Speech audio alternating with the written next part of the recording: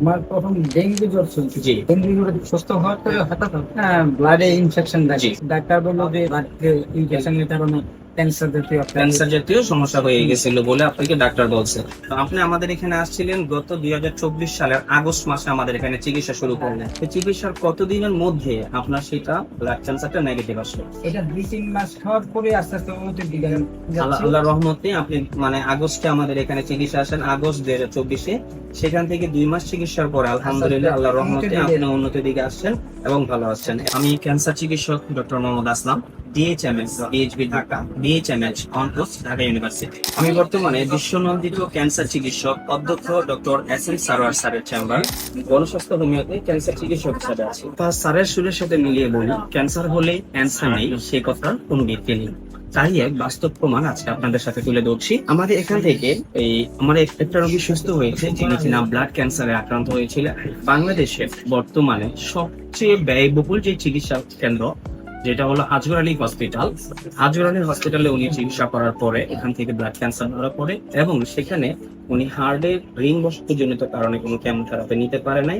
সেই সুবাদে উনি আমাদের এখানে চিকিৎসার জন্য আসেন এবং আলহামদুলিল্লাহ আল্লাহর রহমতে আমরা মাত্র 2 মাস ট্রিটমেন্ট করে রোগী বর্তমানে আলহামদুলিল্লাহ সম্পূর্ণরূপে সুস্থ আছেন। চলুন আমরা সরাসরি রোগীর সাথে পরিচিত হচ্ছি। ভাইজান, আপনার নাম? রঞ্জন চক্রবর্তী, রঞ্জন চক্রবর্তী। আপনার গ্রামের বাড়ি কোথায়? কুমিল্লা ডিস্ট্রিক্ট, গ্রামটা বলেন। মুরাদনগর থানা, কামাল্লা গ্রাম। কামাল্লা গ্রাম, মুরাদনগর থানা, কুমিল্লা ডিস্ট্রিক্ট। আপনার বাবার নাম? রাখাল চক্রবর্তী। রাখাল চন্দ্র চক্রবর্তী। আপনি সর্বপ্রথম কি সমস্যা জনিত কারণে হসপিটালে গেছিলেন? আমার প্রথম ডেঙ্গু জ্বর চলছে। জি। ডেঙ্গু জ্বরে সুস্থ হওয়ার পরে হঠাৎ ব্লাডে ইনফেকশন থাকে। জি।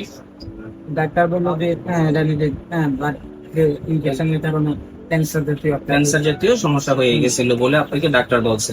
ডাক্তার কোথায় দেখাইছিলেন?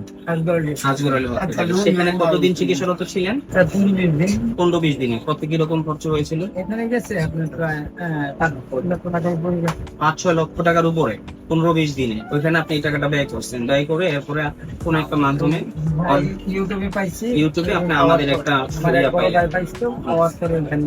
তো সেখান থেকে আপনি আমাদের এখানে চলে আসেন। আমাদের এখানে আপনি কয় মাস ট্রিটমেন্ট করলেন? মানে ক্যান্সার পজিটিভ থাকা অবস্থায় নেগেটিভ হওয়ার আগ পর্যন্ত? এখন পর্যন্ত মনে করেন প্রায় 10 মাস পেয়েছি। 10 মাস পর্যন্ত আপনি ওষুধ খেয়েছেন। তো আপনি আমাদের এখানে আসছিলেন গত 2024 সালের আগস্ট মাসে আমাদের এখানে চিকিৎসা শুরু করলেন।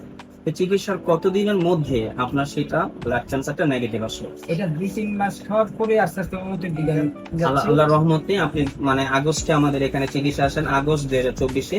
সেখান থেকে 2 মাস চিকিৎসার পরে আলহামদুলিল্লাহ আল্লাহর রহমতে আপনি উন্নতির দিকে আসছেন এবং ভালো আছেন। এরপরে আমাদের এখান থেকে প্রায় আরো যে ডোজগুলো দীর্ঘ সময় যাতে এই ক্যান্সারটা পুনরায় আপনার বডিতে ফিরে না আসে, সেই জন্য আপনি এখন পর্যন্ত ওষুধ চালাচ্ছেন। ধন্যবাদ আপনাকে।